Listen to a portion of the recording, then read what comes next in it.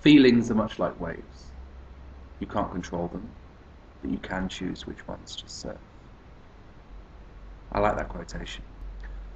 But what if the feeling that hits you is not a wave, but more a tsunami? And that tsunami is called jealousy. And as it tears through you, through your gut and your heart, and then out your mouth with all these nasty things that you wish you weren't saying, but you're still saying them, as it tears through you and through your relationship, like with a tsunami, the relationship is left in tatters. And then in the morning or whatever, you have to painstakingly say sorry and pick up the pieces and try and repair your relationship, and you feel pretty awful about it. That sort of jealousy is the jealousy that I've had. That sort of jealousy is the jealousy that will end up destroying your relationship. Just think for a moment. Is your jealousy well founded? In that sense, I mean, is your partner actually cheating on you? Is there evidence for that? Are they about to? Because if that's the case, then your advice is simple. Just get out of the relationship. Find a relationship that is going to be worth your while. Or perhaps your jealousy is actually totally irrational. Your insecurity is totally irrational. A throwaway remark might set you on this train of thought that suddenly makes you think, well, that must mean that they fancy their best friend more than me. Or you're wandering home and suddenly the thought pops into your head, they might be sleeping with someone else right this second. So then you start to walk home a bit faster, sure, convincing yourself that you will get home and find them in bed with someone else. Perhaps you might ask them about old relationships, coolly, calmly. Well, what was it like when you went to Salzburg with that person? There was no point in asking, because now whatever they say, you're going to read into it that that holiday was better than any holiday you'll ever have with them, and they wish they were back with that person. Now, if any of that sounds familiar, you're not alone. I before have typed in the word jealousy into Google just desperately to find some sort of help, some sort of advice. It is awful. I know the misery of being so jealous that you lose all your dignity and you ruin everything and you break the relationship up. You don't want to spend the rest of your life like that. You don't have to. But maybe, now this is a weird thought, maybe deep down you actually want the relationship to end. Deep down. You might think, no, I love that person. They're so beautiful. I've been in relationships like that where I've, looked at the person all the time, just stared at them. Oh, they're so beautiful. I'm so lucky.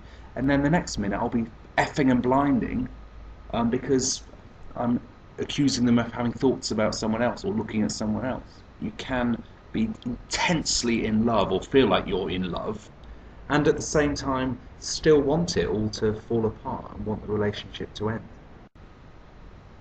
I've got this really vivid memory of being a young boy, 10 years old, having a tantrum on a bed, screaming, "Oh, it's not fair!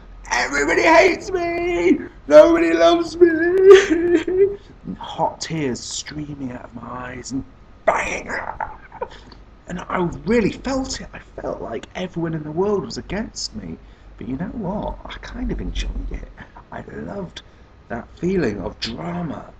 Like, oh, I'm the victim. No one understands me. I'm so misunderstood. And, oh, poor me. Oh, no. And it would kind of energize me because I feel special. I feel like an orphan or something. And that little boy seemed to disappear, but actually it's still there. It's still there now. See, when I got into a relationship in my adult years, that same boy would suddenly pop up because it didn't like it. It was quite scared that someone seemed to really like me. It's a really weird feeling, and it could be a success. It was weird and a little bit boring because it was too safe. and I was used to being the victim. And I wanted to be the victim. I will be the victim. So that means that they're looking on their computer and they must be looking at photos of their ex on Facebook. Or that means that they're looking at that person and they're about to go and sleep with them, etc., etc., etc. So I worked myself up into these emotional states because I wanted to be dumped. I wanted to feel important. I wanted to feel meaningful and lost and misunderstood because it was my way of energizing myself. But of course, a very childish way of energizing myself. So treat this as a crossroads, if you like, in your life, because you have a choice. You can either continue to be the child, continually playing the victim over and over again, and continue to be miserable, and continue to be jealous and give in to those rages. Or, from this moment on, you can say goodbye to that child and be an adult in a grown-up relationship, and choose the emotions that are not so destructive, that are actually evolved. You are going to have an adult relationship, one that is based on trust. Now I know that's a scary word.